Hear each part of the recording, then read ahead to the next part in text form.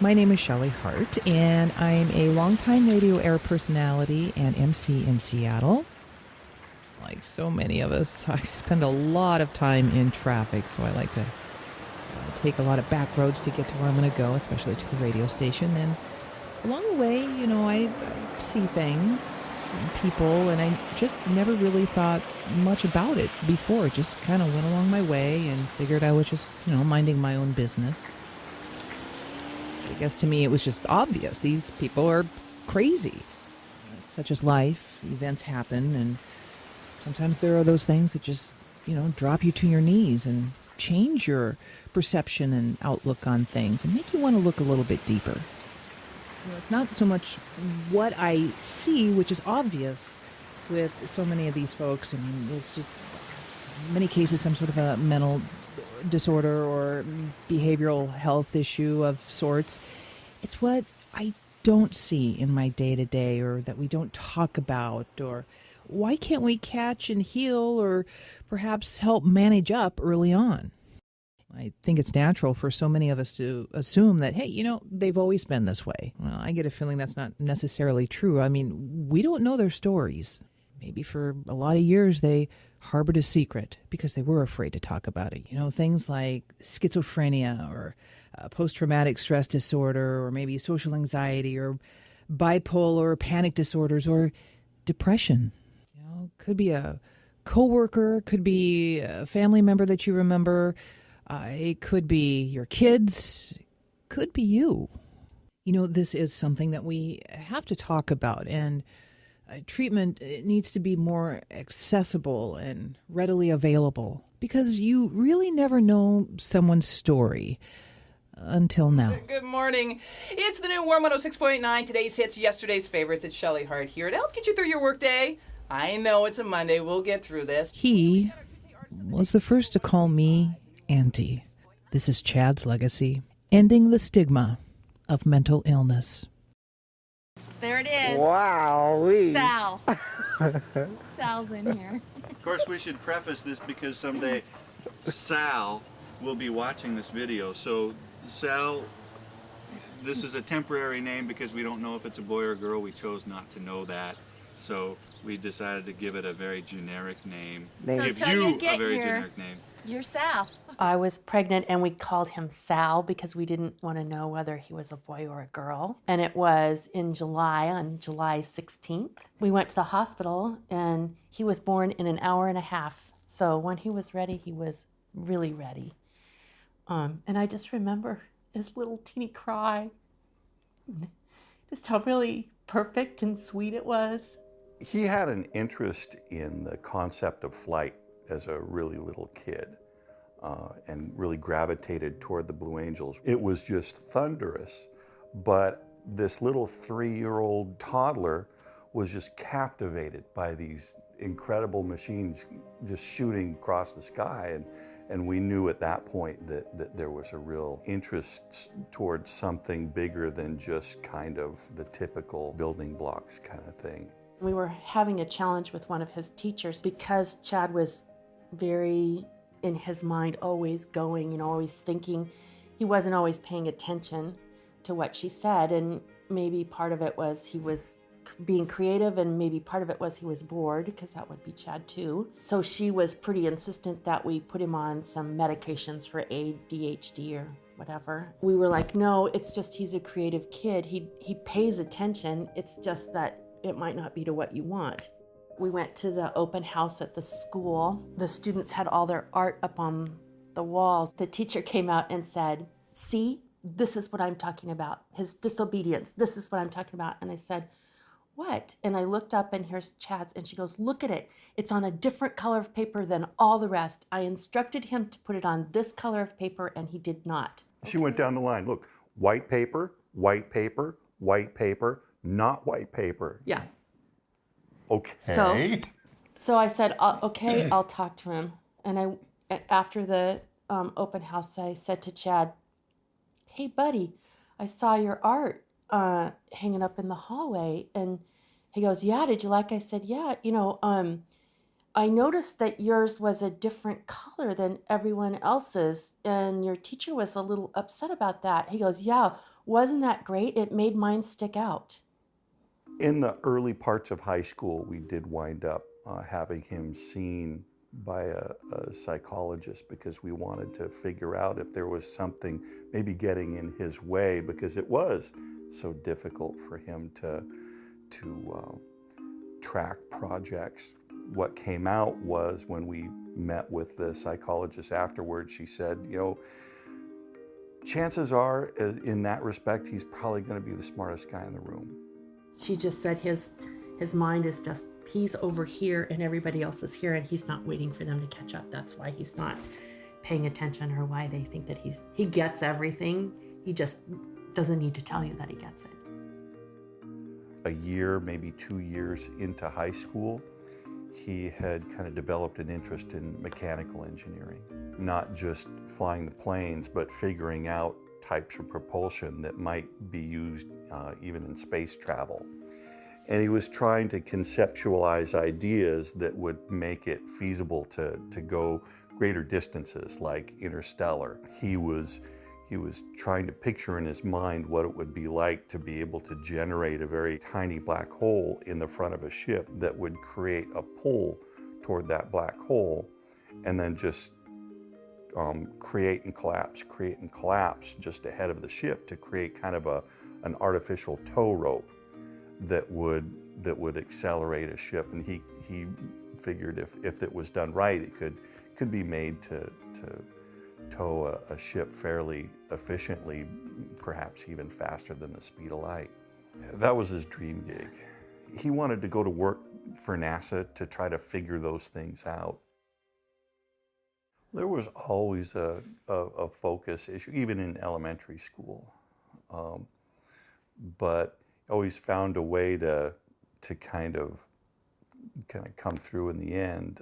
It became more of a problem kind of midway through high school, and at that point, he did wind up getting put on some ADHD meds. He struggled in high school and wound up with a fairly low cumulative GPA, but blew up his SAT.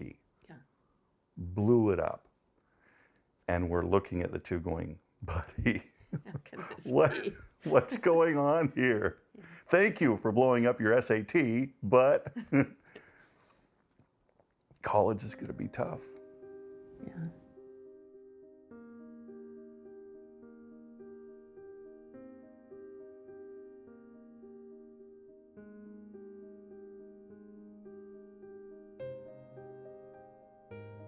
He had come home from work, and he said, "Mom, I need to talk to you, and can we please talk in private?" And I said, "Okay." So we went in the bedroom and shut the door, and he said, "I am having problems, Mom, and I need your help."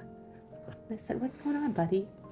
And he said, "I'm hearing voices and I'm seeing things, and it's making me scared." And I said, "What do you mean seeing things?" And he said, when I drive, I see creatures on top of buildings and they follow me. And it makes it so that it's hard for me to concentrate." And he said, "And I can hear them talking to me and I can't sleep."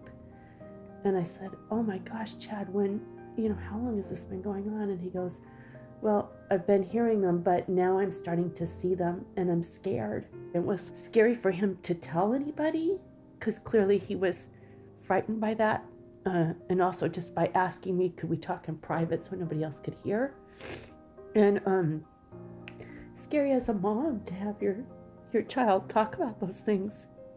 And when your kid has a fever, or they've got a knee that for some reason is really sore and it's got a big red spot on it, you look at it, go, okay, let's see a doctor, let's get this fixed. But when a child comes to you, say, "I hear voices and I see things," it puts you on your heels, because I don't know what to do about that. I guess we see a doctor.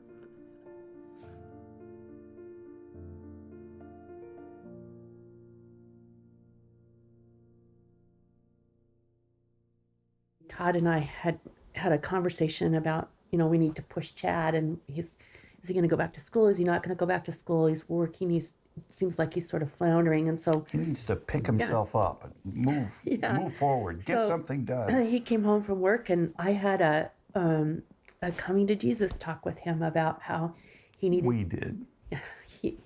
You weren't the only bad guy in the room. So, he came home, and we were talking about that he needed to, figure out what he was going to do. You need to either go back to school or you need to move out. That's it. Those are your two choices, buddy. You need to do one of those two things and get on with your life. You don't want to be living in our basement forever. And then he lost it. And he said he had, been hearing all these voices and that he felt like he was going to kill himself. And so we, he wanted to get up. Yeah, he wanted to get up from the couch and go kill himself at that moment. Yeah. So we wrapped him in a blanket and put him in the car. Todd, I said, we're going to the hospital.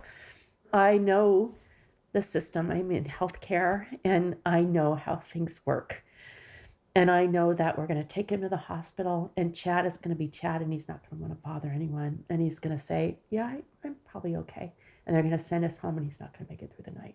So on the way to the hospital, I coached him on what to say. I coached him on the fact that, buddy, you have to tell them you're not going to live through the night, or they won't take you into the hospital. You have to tell them what you said, that you're going to jump off the bridge, and you're not going to make it if they send you home. And you have to tell them that, or they won't help you. So he was in the hospital. He was there for a week. They thought that it was his ADHD medication that had caused a psychosis and this depression. And so they gave him antidepressants, and they took him off the ADHD medication. He came home, and 4 days later, he was in the living room and had a total panic attack, became suicidal again, was hearing all these voices, felt like he couldn't breathe. He felt like his heart was going to explode. We had to call the medics. He was totally inconsolable. One of the medics said, is he on any medications? And I said, yeah, he's on sertraline and risperidol, which is what they gave him for the voices. And I very clearly remember the medic going, oh, he's got schizophrenia, and rolling his eyes. And at that point, no one had told us that he had schizophrenia. And that's when we started looking up what that meant, not having known anybody who had schizophrenia before, and always thinking that it was sort of those people that were way out on the fringe, way out on the edge, and not knowing it could be somebody like Chad. I remember walking around with him on one day when he could get out on pass off of the locked unit that he was on, and we were walking around the grounds at the University of Washington, and he said, Mom, I'm really worried that I won't be able to ever work at NASA. What if they know that I was in the hospital? Even when he was sick, and at one of his lowest points, he was still thinking about that someday that's where he was going to go, and someday he was going to, make that difference, and that was his goal. There was a knock on the door, and I opened the door, and there were 3 police officers there. And I remember one of the police officers saying, we have Chad. I was thinking, well, he has schizophrenia. This is a part of our lot, right? People with schizophrenia get arrested. Not knowing. And he said, no, we have Chad's body.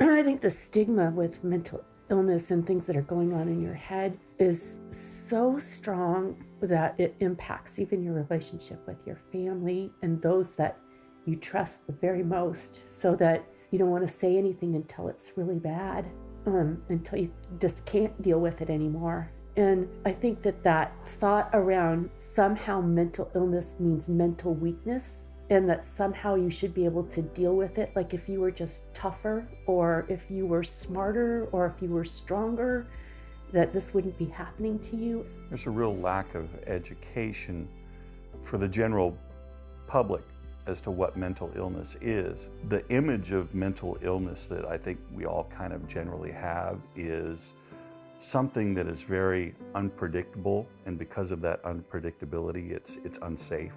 So when you see somebody that's struggling with a mental illness, kind of the reaction is to perhaps recoil just a little bit. We all grow up with that stigma, so when it starts developing inside of you like it did with Chad, he already understands the stigma. He understands that more than he understands the disease that he's battling. It creates a twofold problem. The person with the disease doesn't reach out for help early enough, and the community around him isn't real well equipped to deal with that request for help or the obvious need for help. The education is really the key to at least damage that stigma, Yeah. which is the short-term goal, but I think we can do a lot better. People have to realize that it's a disease, that it's not a choice, it's not a weakness, it's not something anyone would choose to have. It's something that you would want to do everything to get over if you could. And because we don't treat it as a disease right now, we don't treat it like heart disease or diabetes or cancer, we expect the person to sort of get over it and learn how to deal with it. You don't ask somebody with cancer to learn how to deal with cancer. You get them help and you get them medication and you do surgery and you take the cancer out. And we don't know how to do that with the brain yet. And we don't know how to do that with mental illness. And it is the same. It is a disease.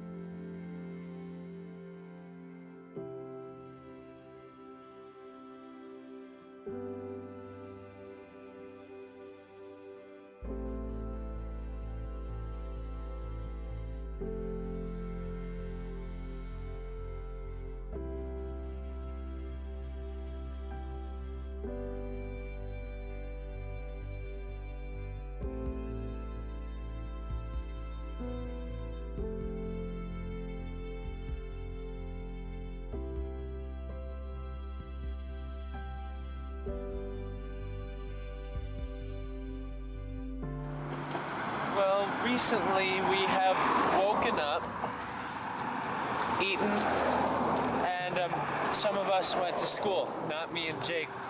We skipped because we didn't have to.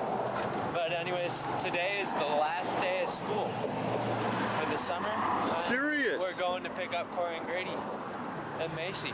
Next year they're all going to be in middle school. They'll be in middle school, finally back in school with you, huh? Yep. Oh, no way. I'm sorry. I'll be in high school. You're moving on. Suckers.